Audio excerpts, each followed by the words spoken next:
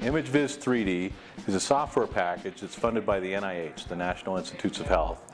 We've developed it as part of our center work, and our center is the Center for Integrated Biomedical Computing. This particular package, ImageVis3D, does visualization, and it can do visualization of very large problems on clusters, supercomputers, all the way down to the iPad or even your smartphone.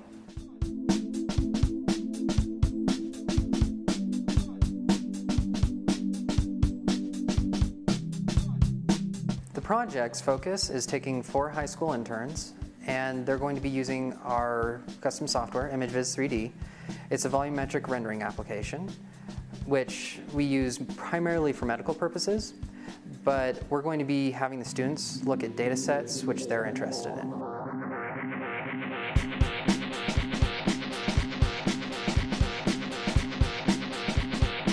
SCI Institute is about 200 people, most of them graduate students working on their PhDs or master's degree, about 100 students, and then faculty and staff.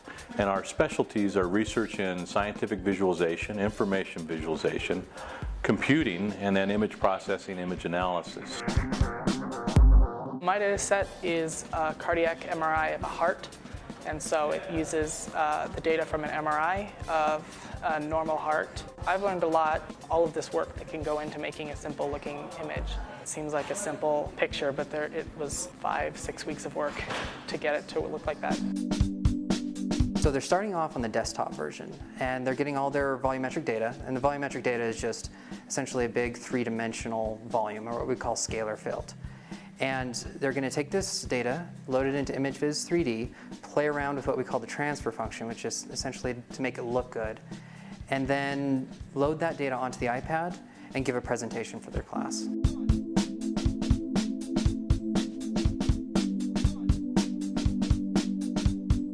CT scan of a shark head, and it was used to calculate the bite force of a shark.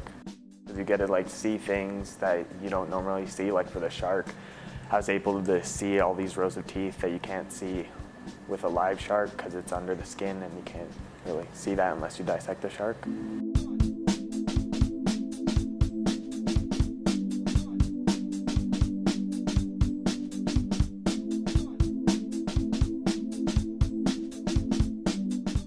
And what I'm working on right now is kind of analyzing a data set for a supernova remnant, kind of trying to dissect the parts of that.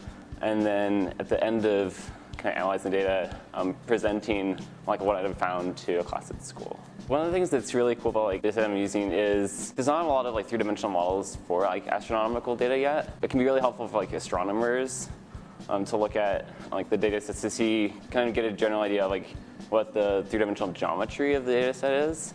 Kind of helps me extend, I guess, current research. I've never done anything remotely related to this. I've never worked with software development. I've never worked with 3D images, and it's not really something I would have gotten out of any high school class. The iPad's of course portable, so you can move it from one place to another. It has a lot more flexibility.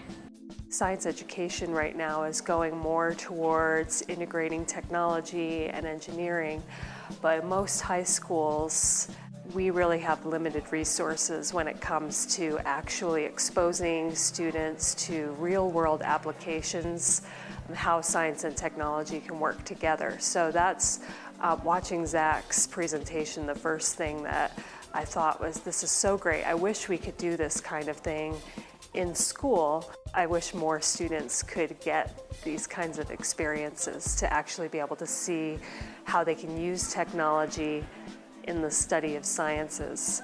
The students who go through these internships come back to school so energized about science. You can put anything in front of them and they're not intimidated by it.